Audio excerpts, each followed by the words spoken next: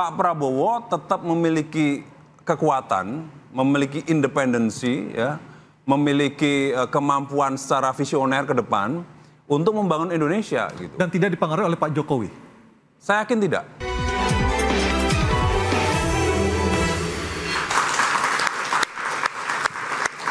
Saya ke Bang Freddy. Bang Freddy, kenapa Pak Jokowi tidak memilih opsi untuk katakanlah misalnya jangan ke rumah saya lagi deh. Kan saya bukan presiden lagi. Jadi kalau mau ketemuan kita lewat saluran online misalnya. Kenapa nggak memilih opsi seperti itu, Bang Freddy? Ya, jadi memang saya melihat ya karakter dasarnya Pak Jokowi naturalnya ya.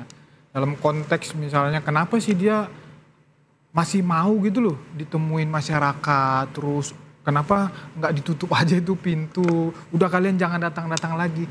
Menurut saya justru itu yang membuat dia hidup. Kita kan bisa lihat apalah katakan kata masyarakat pencitraan ini, tapi itu konsisten loh. Jadi pencitraan yang dilakukan itu konsisten gitu loh. Jadi naluri dia itu ketemu masyarakat ya itu alami. Mau dikatakan itu pencitraan whatever lah, terserah lah. Tapi itu alami dan saya melihat itu akan terus melekat kepada Pak Jokowi. Jadi tidak akan bisa hilang itu. Tapi apakah Pak Jokowi pernah memikirkan dampak atau sisi lain dari tindakan tersebut? Katakanlah misalnya Pak Prabowo panggungnya akhirnya terbagi dua. Begini, pertama itu tidak melanggar hukum. Pasti, tidak ada larangan. Yang kedua bicara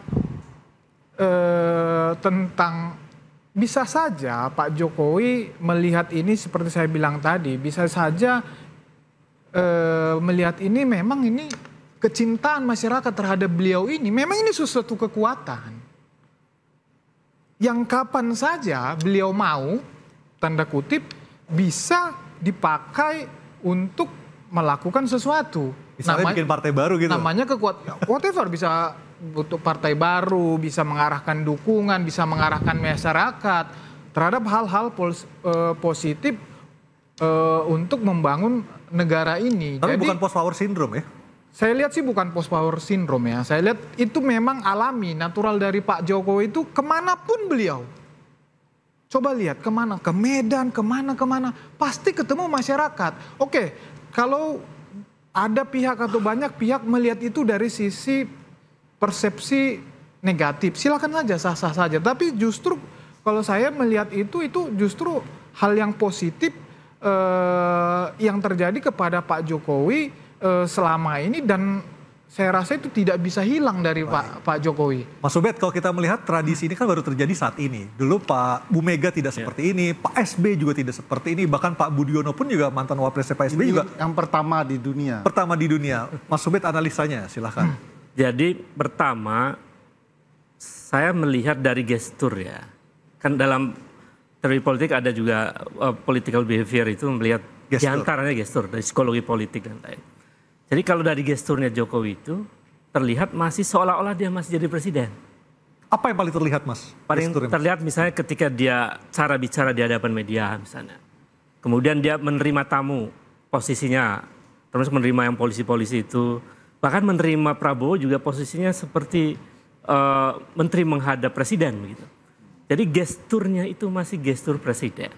Jadi menurut saya ini ada potensi besar Jokowi ini mengalami post power syndrome yang luar biasa karena baru kali ini.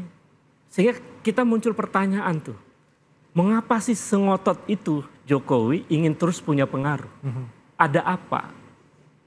Sebelumnya kenapa juga sengotot itu misalnya menempatkan anaknya jadi wapres? Ya. Ada problem apa sih sebetulnya? Ada masalah apa? Jadi saya melihat dia mau menunjukkan bahwa dia masih punya power. Sehingga kemudian seluruh elemen politik, kekuatan politik masih dalam kendali dia. Termasuk menteri-menteri yang di zaman Jokowi masih jadi menteri kan. Ya. Jadi sebenarnya dia mau menunjukkan bahwa saya masih punya kekuatan. Bahkan mungkin selain dia menunjukkan pada Prabowo, dia juga menunjukkan pada Megawati. Kesimpulan ini kan berdasarkan peristiwa-peristiwa itu. Jadi nggak bisa dibantah itu. Bahwa memang aktivitas Jokowi masih seolah-olah seperti presiden. Dan itu membutuhkan satu perasaan radikal untuk membunuh merasa jadi presiden itu. Sehingga tidak menimbulkan post power syndrome tadi. Dan harus lebih sensitif ya untuk merasakan apa yang dirasakan oleh Pak Prabowo ya? Oh iya, jadi kan kalau Jokowi itu legowo. Artinya sudah ini memang waktunya Prabowo begitu.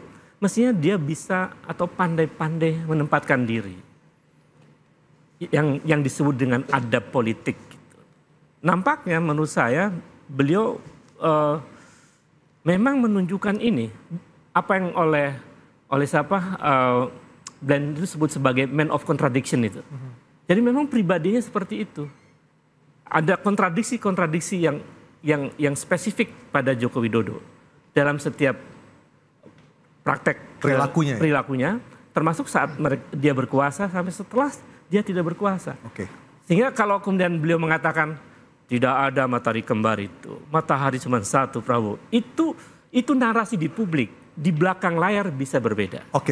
Saya ke Mas Andi mengkonfirmasi, benar nggak sih di publik beda, di belakang layar beda? Cerita di balik layar seperti apa Mas Andi sebagai politisi Gerindra? Ya sebenarnya begini aja, cara melihatnya adalah bagaimana program presiden sekarang ini ada diferensiasi enggak dengan presiden sebelumnya. Sekarang kan kita melihat sendiri kan, misalkan program, ya ini banyak bukan berseberangan, artinya beda gitu. Kalau dulu Pak Jokowi banyak membangun infrastruktur, sekarang lebih ke pembangunan manusia. Ya, jadi makan bergizi gratis, kemudian sekolah unggulan, ya sekolah rakyat, kemudian mengonsolidasikan kekuatan BUMN di Danantara gitu. Jadi ini kan berbeda dengan presiden sebelumnya. Jadi kalau mau melihat, ya itu saja gitu. Ini disetir atau tidak. Nah, berangkatnya dari program itu dan Pak Prabowo kan model orangnya tidak suka memang bicara dari dulu. Maka beliau sempat ngomong, ya kita mau buktikan ini. Jadi Mas Andi gabung di Gerindra 2009 kan? Ya, kinerja berbasis bukti. Ya, dari dulu seperti itu. Ya, termasuk bikin partai ini kan nggak perlu ngomong kemana-mana, nggak perlu omong-omong, tahu-tahu 3 besar gitu. Jadi ini Pak Prabowo yang lakukan. Jadi publik saya harap bersabar saja. Nah, jadi nanti ke depan kan kita bisa lihat nih selama periode pertama ini seperti apa. Gitu. Beliau sendiri juga katakan kalau memang periode pertama ini gagal, ya udah finish ini. Jadi saya nggak akan lanjut lagi. Beliau sempat katakan seperti itu. Itu artinya sebenarnya Pak Prabowo tetap memiliki kekuatan, memiliki independensi, ya, memiliki kemampuan secara visioner ke depan untuk membangun Indonesia. Gitu. Dan tidak dipengaruhi oleh Pak Jokowi? Saya yakin tidak. Bahwa Pak Prabowo mungkin melibatkan Pak Jokowi, itu bentuk penghormatan saja. Ya. Karena dengan Pak SBY juga demikian, dengan Ibu Megawati pun demikian, diajak masuk. Karena Pak Prabowo adalah orientasinya ini menghadapi dunia luar nih. Indonesia, come on, konsolidasi ini. Karena kekuatan kita harus minimalisir impor. Kita menghadapi bagaimana dolar yang terus menguat. Kita menghadapi tantangan geopolitik yang tidak ringan gitu. Jadi itu yang sekarang dihadapi. Jadi perang di depan mata, itu yang sekarang makanya Pak Prabowo mengonsolidasikan internal Indonesia, jadi menghormati presiden sebelumnya. Kebetulan Pak Jokowi itu dulu pimpinannya. Ya Pak SBY seniornya, Bu Megawati apalagi. Jadi wajar kalau Pak Prabowo ini dengan sopan santunnya ya, dengan budaya ketimurannya itu tetap sowan, tetap menjalin kerukunan tersebut. Seringnya mantan Presiden Jokowi menerima tamu di rumahnya di Solo justru dikhawatirkan bisa menimbulkan friksi antar institusi. Kami segera kembali untuk mendapatkan jawabannya dari Uda Ferry Amsari. Tetaplah bersama kami.